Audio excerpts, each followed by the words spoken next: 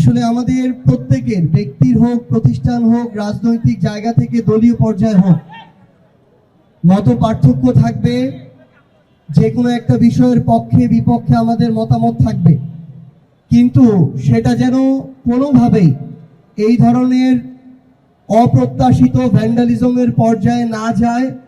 কারণ এই মত পার্থক্য হওয়াটা, বিভিন্ন জন তার জায়গা থেকে বিভিন্ন আঙ্গিকে একটা বিষয়কে প্রকাশ করাটা, এটা গণতান্ত্রিক চর্চার একটা অবিচ্ছেদ্য অংশ। সেই অংশে যদি আমরা এইভাবে আক্রমণ করে সেটাকে বাধাগ্রস্ত করতে চাই, সেটা বরং ক্ষতিগ্রস্ত হয় না, বরং আরো শক্তিশালী হয়ে ওঠে।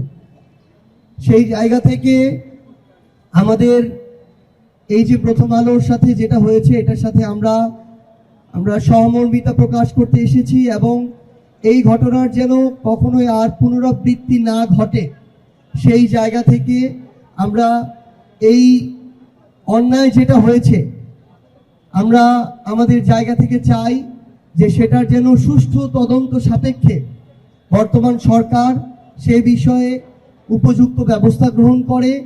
যারা প্রকৃতপক্ষে এটার সাথে সংশ্লিষ্ট এবং দোষী, তদন্ত সাপেক্ষে তাদের বিরুদ্ধে যেন উপযুক্ত যে ব্যবস্থা সেটা নেওয়া হয়। আবার এই জায়গায় যেন কেউ এটাকে রাজনৈতিক উদ্দেশ্য প্রণোদিতভাবে ব্যবহারও না করতে পারে, সেই বিষয়েও আমাদের সেটি আহ্বান থাকবে। তো আমরা আহ্বান করব পুরো দেশের মানুষকে, আমরা যেমন সংবাদপত্রের স্বাধীনতা চাই, ঠিক তেমনি আমরা এই সংবাদপত্র থেকে শুরু করে ইলেকট্রনিক এবং প্রিন্ট মিডিয়ার সাথে যে ব্যক্তি প্রতিষ্ঠান সম্পৃক্ত আছে, তাদের থেকে আমরা সর্বোচ্চ পেশাদারিত্বও চাই। আমরা আহ্বান করব পুরো দেশের মানুষকে, দেশের এবং দেশের বাইরে বাংলাদেশপন্থী যারা আছেন তাদের কাছে আমরা আহ্বান, আমরা আমাদের জায়গা থেকে যেন আমাদের এই প্রত্যেকটা প্রতিষ্ঠানের ব্যক্তির ওইটুকু স্বাধীনতা নিশ্চিত করি। দিন শেষে মানুষ ঠিক করবে যে কারা তাদের জায়গা থেকে সঠিক জায়গায় রয়েছে, কারা ভুল জায়গায় রয়েছে।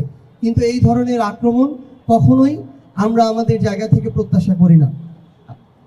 এবং আমি আরেকটা জিনিস আসলে উল্লেখ করতে চাই, জুলাইয়ের সময়ে যখন ইন্টারনেট শাটডাউন ছিল, তখন আমরা প্রথম আলোর মাধ্যমে জানতে পারতাম যে আজকে আমরা আমাদের কয়জন ভাইকে হারিয়েছি, কয়টা লাশ পড়েছে, কয়জন মানুষ আজকে শহীদ হয়েছে। তো তাদের সেই যে চেষ্টাটা ছিল কঠিন সময়ে, যখন অসংখ্য মিডিয়াকে প্রভাবিত করে তাদের নিউজ সামনে আসা পর্যন্ত বন্ধ করে দেওয়া হয়েছিল, তখন যে প্রথম আলোর চেষ্টা ছিল, এটা আমরা আজকের দিনে অবশ্যই আমাদের জায়গা থেকে শ্রদ্ধার সাথে স্মরণ করতে চাই। আপনাদের সবাইকে অনেক ধন্যবাদ। আসসালামু আলাইকুম।